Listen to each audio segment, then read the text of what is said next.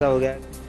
तर एक ब्रेकिंग बातमी आलेली आहे। रायगड जिल्ह्याचं पालकमंत्रीपद भरत गोगावलेंनाच मिळायला हवं। भरत गोगावलेंशिवाय दुसरा पालकमंत्री आम्ही स्वीकारणार नाही।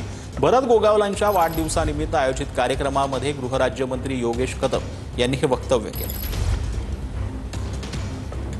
आम्ही जवळपास दुपारी 12 वाजतापासून ते 5 वाजेपर्यंत शिंदे साहेबांसोबत होतो आणि आम्ही त्यांना सांगितलं, मी आणि उदयजी दोघांनी, की आता आम्ही भरत साहेबांच्या वाढदिवसाच्या निमित्तानं त्यांना शुभेच्छा द्यायला जातोय, परंतु खऱ्या अर्थाने जर का त्यांना भेट कुठली द्यायची असेल तर ती आम्ही काही देऊ शकत नाही। रायगड जिल्ह्याचा पालकमंत्री देऊन सगळ्या शिवसैनिकांनीही आजच्या दिवसाला तुम्ही भेट द्या।